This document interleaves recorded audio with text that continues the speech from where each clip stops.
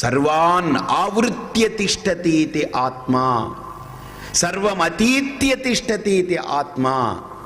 అన్నింటినీ తనయందు ఇముడుచుకున్నది ఆత్మ, అన్నింటి యందు తాను ఏకమై ప్రకాశించేది ఆత్మ. మరి స్వామి, ఈ శరీరం పడిపోయిన తర్వాత ఏం వెళ్ళిపోతుంది? ఏం వెళ్ళిపోతుందా?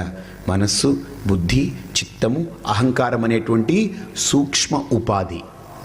ఆ మనోబుద్ధి చిత్త అహంకారాల్లో చూడండి, ప్రాణం అనేటువంటి శక్తితో మనోబుద్ధి చిత్త అహంకారాలు కలిసి సంస్కారాల్ని తీసుకుని ఈ శరీరంతో చేసినటువంటి కర్మలు, వాటి తాలూకా అన్నిటి సంస్కారాల్ని లోపల రికార్డింగ్ చేసుకుని బాగా చూడండి, ఇవి వెళ్ళిపోతాయి.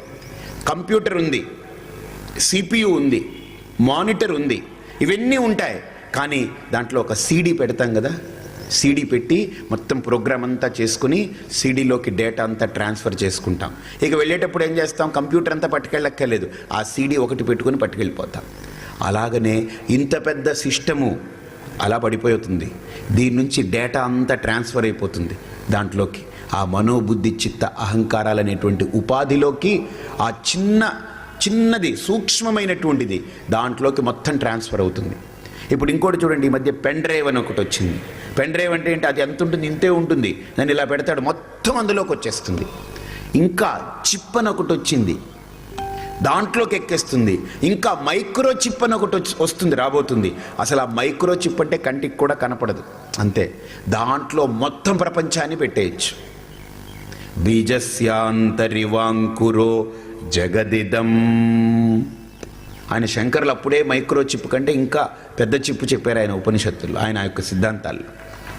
కాబట్టి ఇక్కడ మైక్రో చిప్పులు ఎలాగైతే అంత డేటా అంతా తీసుకుని దాన్ని పట్టుకెళ్ళిపోవచ్చో, అలాగనే ప్రాణం పోగానే, ప్రాణం ఆగిపోగానే, ఇదే ప్రాణం పోదండి, లోపలికి బయటికి వచ్చేటువంటి క్రియ ఆగిపోతుంది. ప్రాణం పోయింది అంటారు. ప్రాణం పోదు, ఉండేదే ప్రాణం అంతా. ఈ దేహానికి బయట ప్రాణం ఉంది, లోపల కూడా ఉంటుంది.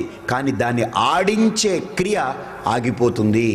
గుండె కొట్టుకోదు, బ్రెయిన్ పనిచేయదు, కిడ్నీలు పనిచేయవు, లోపల అవయవాలన్నీ చచ్చుపడిపోతాయి. ఈ బయట ఉన్నటువంటి అవయవాలన్నీ పడిపోతాయి. ఈ మాంసపిండం అలా పడిపోతుంది. దట్స్ ఇట్, అంతే. డెడ్ అంటే ఏంటి? ఎవ్రీథింగ్ ఈజ్ డెడ్ అంటే ఇక క్రియ లేదు. It is a dead matter. The matter is dead, that's it, అయిపోయింది.